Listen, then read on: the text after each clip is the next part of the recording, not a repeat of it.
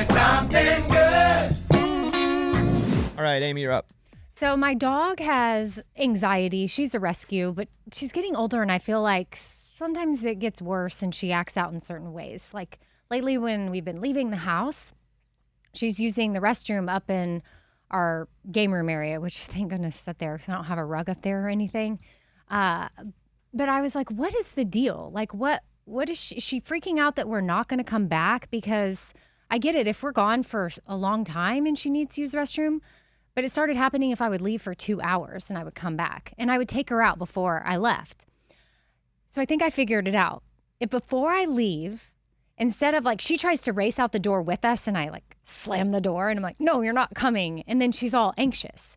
But if before I go, I take a few minutes and I get down and I scratch her face and I'm like, you're safe. I'm coming back. And I just give her a little love. She doesn't come to the door and like freak out and I don't have to slam the door in her face. And since I've been giving her love before I leave, she hasn't been using the restroom. And so I think I solved it, like a dog whisperer or something. My wife does that with me. What? When she leaves, scratches my face. I'm coming back. Because I Don't use I was the peeing a bathroom. lot in the game room too. Oh, no. I know. Yeah, I But she's know. got me. But I just thought, okay, I hope that that's a solution to the problem because otherwise this is going to be real annoying. But so far, since I've been pausing to give her love, we haven't had an incident. And it reminded me, my ex-husband and I were talking about it this weekend, about how when she had real anxiety when we first adopted her, we had the doggy llama come to our house. Who talks to the dog? We paid money Yeah. for the doggy llama. And that was, Ben remembered stuff about that I didn't remember. And the doggy llama looked at us and he was like, basically, this dog, she's making you your little bee, except for he said the word. She's like, you don't want to be her little bee. And Ben and I just felt like, what, we paid you to come into our house and tell us that like, we're our dog's bee. Did you want the truth? Yeah, we got the truth. And I mean, he definitely had a spell on her. But when we tried to reenact everything he did, it didn't really work. But he did. He does have a gift. So I get how he gets the money. So, but he's not a dog psychic. He's just a dog trainer. Yeah. Whereas, Okay. With a great name. It's With a just great confusing name. because you've also hired a dog psychic before. yeah. But that was for you guys, for entertainment. Oh, that's for a bit? Well, yeah. I mean, I can't remember how I got that opportunity, but it was, I'd heard Dolly Parton's dog whisperer or dog psychic, pet psychic. And so I thought, well, okay. We had Eller on an anti-anxiety drug for a long time because she is a rescue and she's freaking out a lot. And so we just put her on. Well, but we didn't just. The vet told us to. And it worked. Mm-hmm. It chilled her out. She doesn't need it anymore. But, yeah, I think when they get older, too. Yeah, Yep. it's just like, It's a so I'm like, mixture. what flipped to where she's just now using the bathroom? But if anybody else is in a similar circumstance, just take a few minutes before you leave, keep them calm, show them some love, and then maybe they'll feel a little more secure in that you're coming back and you're not leaving forever. And they're like, I better use the restroom now because who knows? Also, her bladder, or could we just get... With age, I know. That's but the thing, my so dog- far the love is working. My dog's just walking and like stuff's just falling out. Your dog's really old. She's Wait, so what? old. She's so Like old. pee It's or- number two. It just falls out Yeah. while she's walking to the door. It's so sad. How old? Man. Well, the thing is, when we adopted her, they didn't really know how old she was. So I'm assuming she's probably 10, Maybe older? maybe older. Yeah, okay, so like that's her same with hind legs us. shake and everything Uh-huh. now, so she's dealing with all that. But man, it's so sad because she just can't hold it. Mm. It's like Been there. gotta get her That's some gonna be like- diapers. Been Us. there. Yeah, it's going to be us. If we're lucky. That's if we're lucky. Because if we're not lucky, we'll be dead. That's why I treat my kids really well. Like somebody's got to take care of me. One of these boys has to take care of me. Just a numbers game. Like you don't know which one, Right, but right. if there's four, one of them steps up. Eddie, tell me something good. Okay, so speaking of my boys, so I told you guys there was one of my boys is running cross country. So he had his first meet ever, and he got 19th place out of like 100 kids. I think it was like 97 kids total, and his time for 2 miles was 14.25.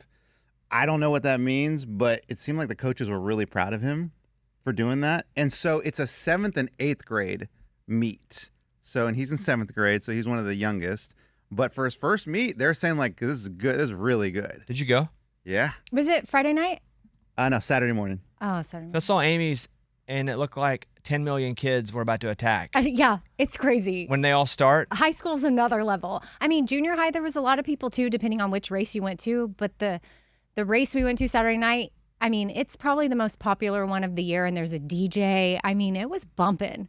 Like, it was actually fun. And yeah, when they took off, I was like, yes, it looks like an army charging because there's so many kids. I asked my son, I'm like, do people trip on those? Like, because Oh, they're yeah. so they're yeah. like sardines. They're so packed in there. It's happened. Stevenson fell before, tripped over a kid. at the beginning, And then I was like, are we going to start over?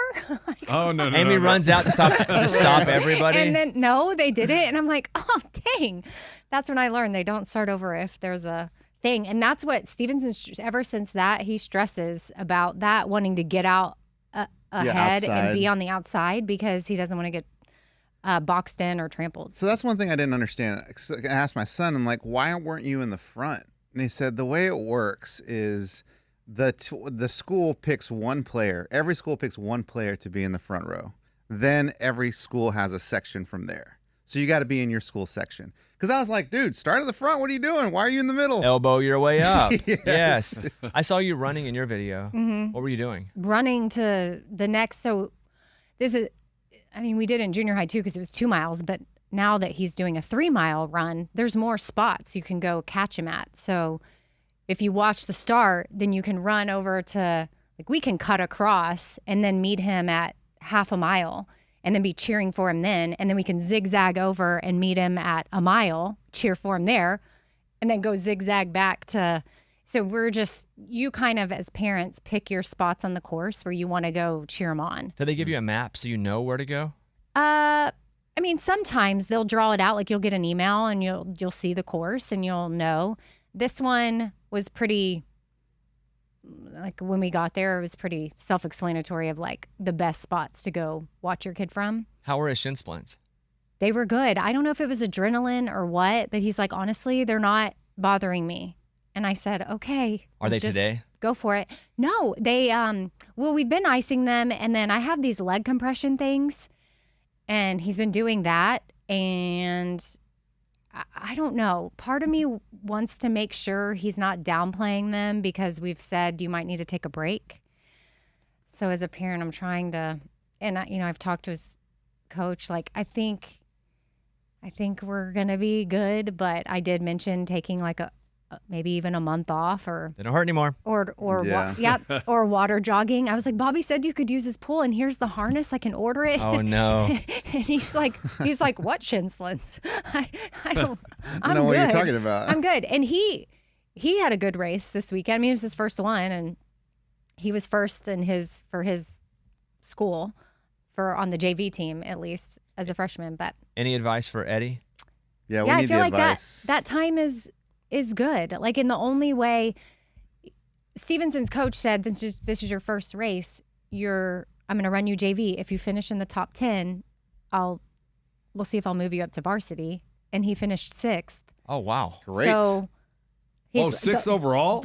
for JV. Nice. But he said, when we got in the car, he's like, shoot, that means coach is going to put me in with varsity. But I think he liked that he finished in the front. And there was a part of the race where he was in first place for a little bit. And as a parent, that was really felt like my heart starts beating. And I'm like, oh my gosh. And then you see him kind of fall behind. He's like, oh man, I started too strong. So that's another thing. As Stevenson would give advice, like, as you keep going, you got to find like when you're going to break out. Because if you break out too strong in the beginning, then you lose it. You burn out. But then also continuing to race with people that are faster than you, because that's the only way that you're going to push. And so the whole drive home, he's like, I kind of want to stay on JV for a little bit longer and like find my bearings. And I'm like, no, don't be scared, because if you go to the quicker you move to varsity, the quicker you're going to be more challenged, because That's fun being big fish, small pond sometimes. Oh yeah, dominating. Just for a that's what minute. I think he Yeah. kind of liked that. Especially if he's never got to like win and like or like be at the top. But you're right. Yeah, Maybe well, let him do one more. He did pretty good in junior high, but I think coming into high school, he knows that JV is where he's going to shine. If he goes to varsity, I think with his time, so his time was 17:04 41, which is sub 6 each mile, which is That's crazy. fast. But oh my gosh, like he would have been, I was looking at all the times. I think if he would have run varsity, which there was way more kids in that, would he have been, I think someone else that finished 17:41 was like 100th place. Yeah, he'd probably run faster though against faster competition. Yeah. But Someone, yeah. that's anyway. cool. It is cool. And there was this one kid that was running, like, and because you're saying, like, pace yourself or don't start too. This kid sprinted in the beginning, was sprinted in the middle, sprinted across the finish line. I'm like, I couldn't believe, like, this guy never slowed down. He was so fast. Like the guy that ran 4-minute miles with his kid in the stroller. yes, That's what that was. exactly. We should go, the boys should run together. That'd be cool. Stevenson will get slower though. Yeah, he'll have to All slow right. down. Younger kid. Because mine's slower. Well, I don't know. Maybe he could just, it might be fun for Stevenson to kind of Teacher. coach him. Lunchbox, tell me something good. Yeah, yesterday morning, I don't know what was going on in my house, but the kids slept until 8 a.m. Oh, my goodness. Do you know how good it is to That's wake amazing. up and it's 8 o'clock in the morning and you're like, wow, we all slept till 8 o'clock? What a great feeling. They usually get up about 6:15. Don't know if we just warm out too much, but it was awesome. Great feeling. Why do you think that happened? We had a couple play dates on Saturday, and then we went to the Nashville soccer game on Saturday night, so we didn't get in bed till 11. But usually, it doesn't matter how late you stay up. They still get up at 6:15, and they just, maybe it was nice and quiet, and they just were really tired and slept till 8. That's the best. Are you guys watching Lioness at all? Mm-hmm. I think it's the best show on TV now. I'm putting that there. Yeah, it's pretty legit. It's not to you. No, I love it. I'm just not. I think it's the just best, though. started the New season? new season, Yeah, so it's awesome. I don't. But I was so excited. I remember when season 2 ended, I was really bummed because it was so good. But I guess I just don't know where season 3 is going to go. I think it's the best Taylor Sheridan show. No, he has a lot. Yellowstone, Mhm. the OG. Yeah, he has a lot of shows. So we watched that last night. We're only 4 episodes into the whole season. Okay. So that comes out every Sunday. It's really the only show that we wait for on the night of. Like Lanterns was last night. We didn't watch that. We'll watch that tonight. That's Green Lantern on HBO. You guys probably don't like that. No, I haven't started that one. But we did that. You'll hear in the podcast in part 2. We did a lot this weekend as far as like just getting Billy out of the house. So went to the mall, did a bunch of stuff. You can hear that later. And then I'm gonna go and do the show from LA on Thursday and Friday. This show. But then I'm going to go fill in for Rich Eisen after this show. So that'll be fun. We're just kind of getting that in order on Thursday and Friday. And Rich Eisen was big Sports Center host back in the 90s and 2000s. And now he has a sports show that's on Disney Plus and on ESPN Radio in a bunch of cities. So it'll be cool. Looking forward to that on Thursday and Friday. So that'll be my Tell Me Something Good. It's a Bobby Bones show.